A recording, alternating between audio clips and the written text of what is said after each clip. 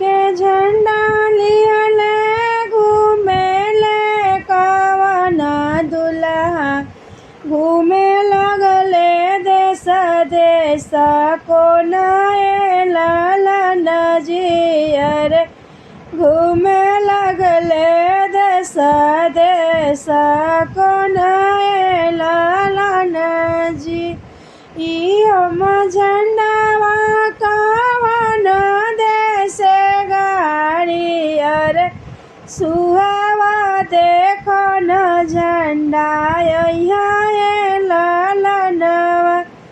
अरे सुहावा देखो न झंडा लालन ले ले ले ले गइले कवनपुर के गड़िया अरे गाड़ी देले सरवा के दुआरा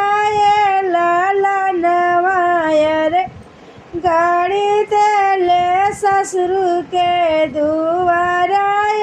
लालन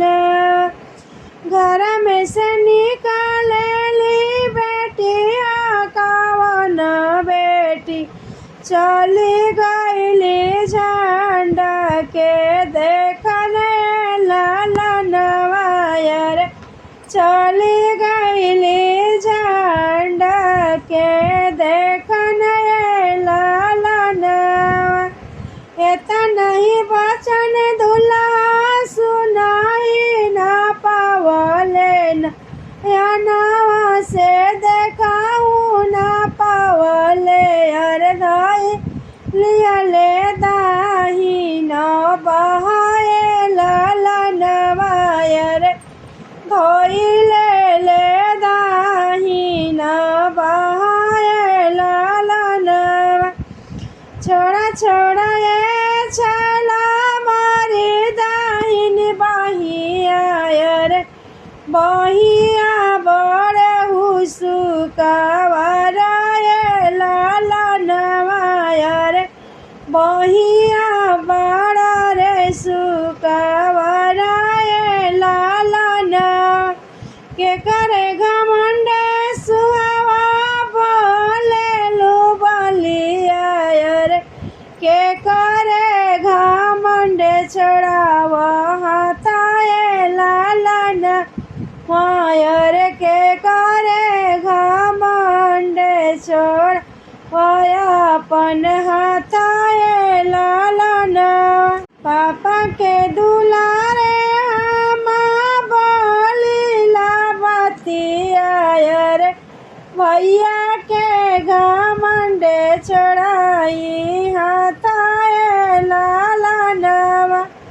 अरे भैया घमंड चढ़ाई हाथाए लालन पापा के ही प्यारा माती जड़ी बनाइब अरे भैया से लड़ब हम खड़ा लालन अरे भैया से लड़ब मैदान लड़न भैया से लड़ के तोहरा के जीतब अरे ले जाइब अपना ही देश लालनवा अरे लेके जाइबो अपना मो देश लालन रोवत रही जाइया बापा महतरिया अरे हाथ मलिया भैया तोहरा लालनवा अरे हाथ मलिया भैया तोहरा लालन हाथवा के झंडा लियले घूमेले कवन दुल्हा का गाड़ी झंडा के निशानी लालनवा अरे का गाड़ी झंडा के निशानी लालन